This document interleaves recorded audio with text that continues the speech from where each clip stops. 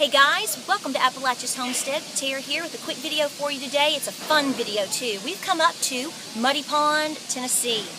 And if you've never been here, you really need to make a field trip. It's great for you and the family and the kids, the homeschool kids. Folks love to come here.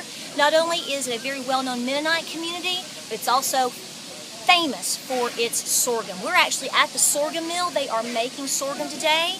So we've come out on a making and cooking day. Be sure to check out all of their information online in terms of their schedule. They do make this and are open to come see during the months of September and October. So you can come up here. I will tell you though, when you come, we're at the end of September. If you come out through here in October, there are a lot of people, okay? So do know that, but it's so beautiful because the leaves change here in East Tennessee during that time, so it's definitely a trip that you want to make. So we're going to take you around today for all the sights and sounds of Muddy Pond, and we're going to show you how they make sorghum. Y'all stay tuned. What happened to your little kid? Huh? What happened to your little kid?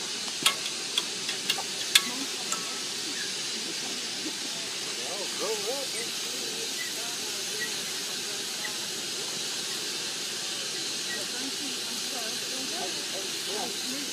So when you come to Muddy Pond, you come to the sorghum mill. This gentleman here, John Gunther, is who's running this whole operation.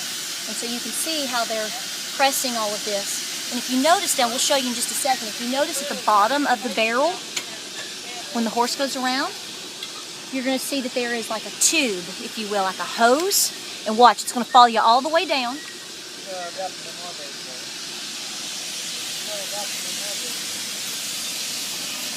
Going to follow you all the way down to the mill. So it's a complete and endless cycle of yumminess. We'll show you what's next.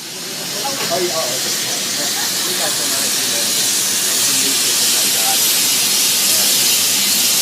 going to take you in. We've shown you how the horse is working, and it's coming on down here. This is where the yumminess begins. My name is Mark Gunther. I'm one of the family members here at Muddy Pond Sorghum. And we're standing here looking at the juice, the sorghum cane juice running on this pan. It's being held in the tanks behind you, and it flows on the pan. I control how fast it comes on, and it flows back and forth on these baffles. As it boils, this green foam boils out of it. It's actually chlorophyll. It's the green part of the plant. Very important to skim that off. If I don't skim that off, it just boils and churns right back into the syrup and becomes part of the syrup. It makes it very strong and bitter. So that's the reason that it's very important to keep it skimmed off. So periodically I go along here and just keep this skimmed off. As the juice flows back and forth, these baffles are open on the opposite ends, it just condenses down. The raw juice is boiled down about 10 to 1 by the time it gets to the other end. And the reason for the baffles, it controls the speed of the juice coming across so that you don't get uncooked juice into the cooked finished sorghum syrup.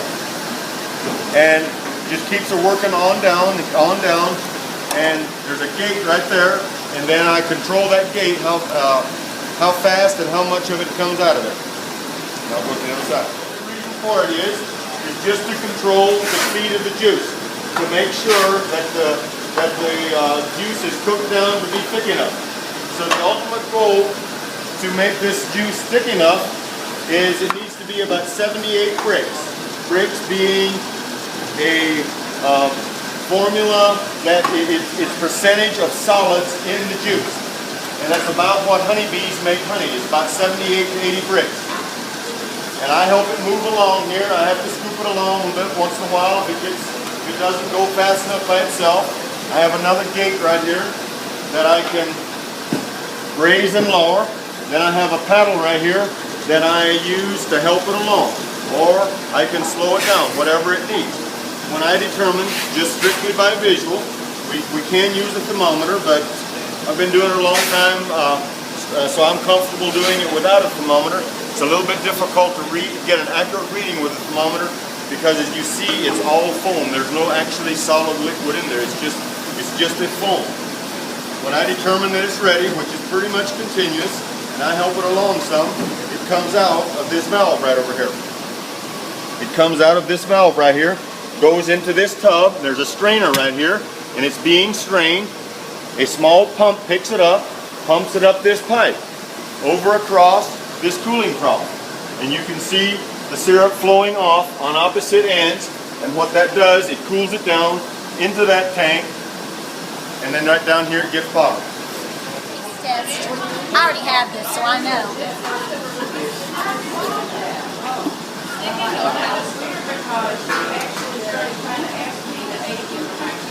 That's what makes biscuits good. Yeah.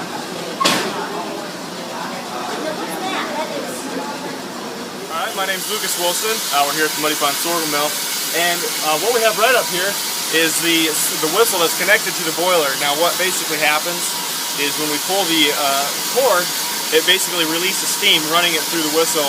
So it's just an immense amount of pressure running through the whistle. And so let's give it a whirl. Alright, here we go.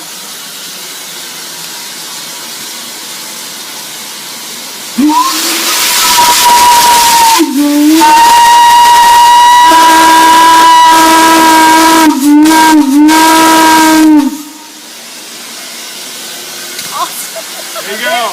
I think we heard that. Thank you I very think so, no much. problem. All right, thank you. Yep.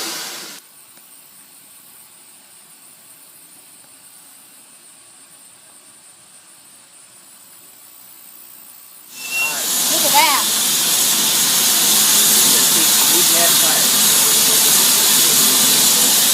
All right, stay warm. You get used to it though, don't you? Yeah, to some degree.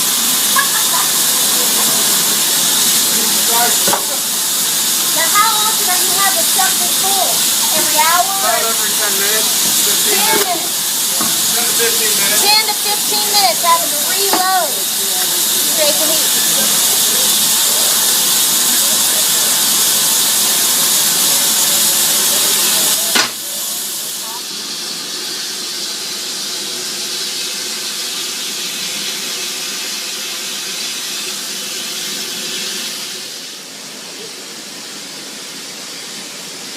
Guys, we appreciate you coming along with us today up here in Muddy Pond, Tennessee at the Sorghum Mill. We had a fantastic time, a great tour, lots of great things to see. It's a beautiful area.